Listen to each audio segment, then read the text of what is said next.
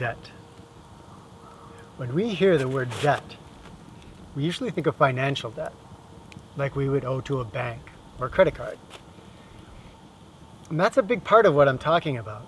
But there are two other types of debt that are nearly invisible, but that are the real movers and shakers behind the overall debt process that effectively enslaves us. Before that, I'd like to introduce a concept. It's called the low factor, L-O-W. L-O-W stands for look the other way. Lows are all of those subtle, nearly invisible things that we're not supposed to look at in our culture.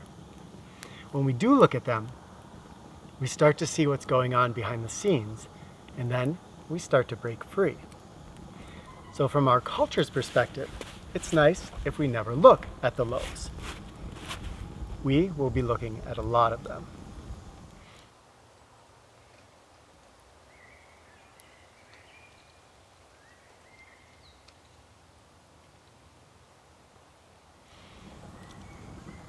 These two other types of debt are lows. The first one is called emotional debt. The second is called physical debt. They're intertwined, but those two categories will help us to see them for what they are. Emotional debt is instilled in us from the time we're babies. We hear, "good job," and that sets us up for a lifetime of trying to get our feelings of self-worth from the approval of others. Soon, we're watching advertisements, which tell us that we're too fat or too ugly or too uncool, and that various products will make us skinny or good-looking or awesome. Our adult relationships tend to follow in these footsteps, so that we become desperate for the approval of our friends, our coworkers, and our partners, and hypersensitive to criticism. In short, we learn an emotional emptiness. It can only be filled by purchasing things or getting kudos from others.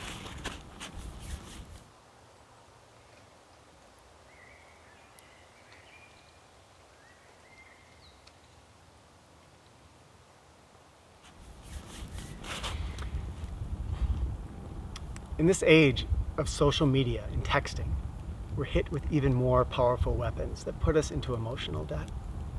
Every time we get an email or a text or a Facebook like, we get a little hit of dopamine.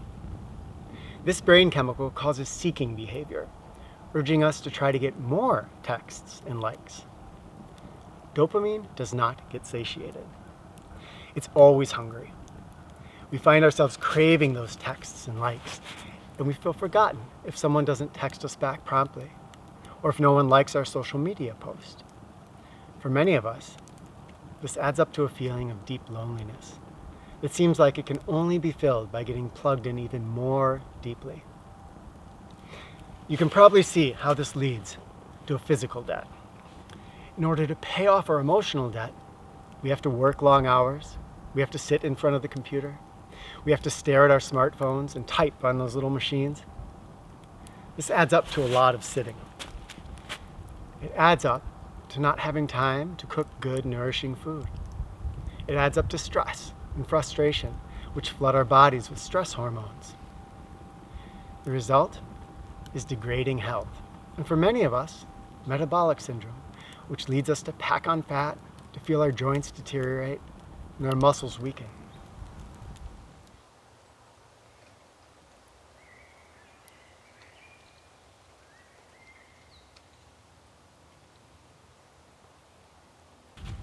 Again, our culture swoops in and offers us fixes. Gyms that promise to turn us into ripped, chiseled, ultra-fit athletes.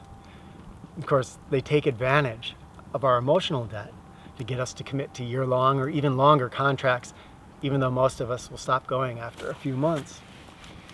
There's diet books that promise to help us shed that extra 30 pounds, and a host of prescription drugs. Those promise to do everything from easing the pain in our joints, to making us grow longer eyelashes, to making us feel happier. I'm sure that you have noticed the nature of these lows. With emotional debt, we feel like we can only fill the void by purchasing the things that we see advertised, or by getting more social media likes. So we continue the addiction. Watching more ads, buying more things, and trying to make our social media presence more likable. But the real problem isn't that we don't have the right products or the right social media personality. The real problem is that we're watching the ads and that we're plugged into social media without understanding the full implications of what we're getting into. We don't have to give up ads or social media, but if we're blind to the power that they have over us, then we're at their mercy. So how do we get out of debt? As with many things, prevention is easier than a cure. To prevent this, start your children early. Or if you're still a teen, seize this day, today, to start avoiding the debt trap. This involves two things. First is a conscious limitation of our media intake. It might seem nearly impossible not to want to watch that new superhero movie, but ask yourself why you want to watch it so badly. Notice the feelings compelling you toward it. Experience the pull, and then make a conscious decision to either go or not to go. If you go, notice what it feels like to answer that pull. Notice what it feels like while you're watching the movie, or what it feels like afterwards. Notice what happens with your emotions and with your mental state. Likewise, if you decide not to go to the movie, feel what it's like to not answer the pull. Make a decision to do something else with that time. Learn a new skill, meditate, go for an adventure. And notice, again, your feelings during and after that activity. You've noticed probably that this is not about forcing ourselves to decide one way or the other. It's not about willpower. It's simply about being aware. When we bring awareness to our actions, we naturally begin to make choices that fill us with vitality.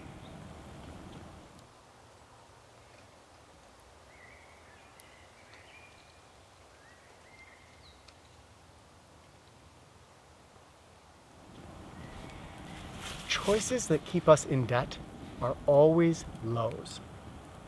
They are always blind habits. We must be sleepwalking in order to degrade ourselves in this way. And this degrading ourselves is the key to getting us trapped into physical and emotional debt. To prevent ourselves from going into debt, we must bring this awareness to everything that we do. To our desire to purchase something, to the ads that we see, to our desire to hang out with certain people, to our urge to surf the internet. If we can begin to awaken our awareness, we can prevent ourselves from going into debt in the first place. But if we're already in a state of physical and emotional debt, and most of us are in pretty deeply by the time we're in our early teens, then we simply need to reduce our debt load. We may never free ourselves of the unconscious urges that we've been taught, but we can make tremendous shifts. Again, awareness is the key.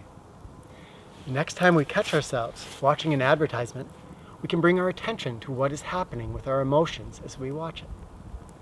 Millions and millions of dollars go into making every television ad as manipulative as possible, using psychology and proven principles to dictate where we look on the screen, what we think, what emotions we feel, and what sort of urge or emotional debt is left after we have watched it.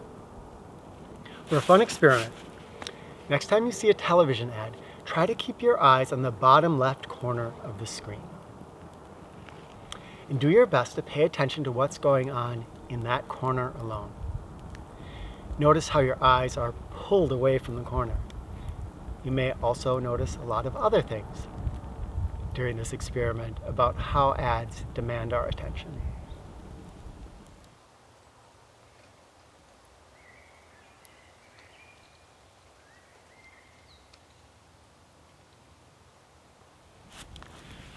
If we become students of our culture, noticing lows everywhere we look, we'll begin to strip our culture of the power to drive us into autopilot. It can actually become a fascinating study as we begin to notice how certain colors, how our ideas of attractiveness, how sounds and certain visual cues are used to draw us further in. Remember, this awareness is both our tool of learning and our tool for actively changing our situation. We do not have to buy into the usual methods our culture gives us to change our lives, because those methods actually drive us deeper into debt. They're based on willpower. And because they are, those methods ask us to cut back on things we enjoy. And in that way, they make the debt creation forces into treats that we look forward to enjoying. Instead, simply become aware. As we take the controls, pull out of autopilot, and start to see what's actually going on, we will naturally make positive decisions that will reduce or even remove our physical and emotional debt.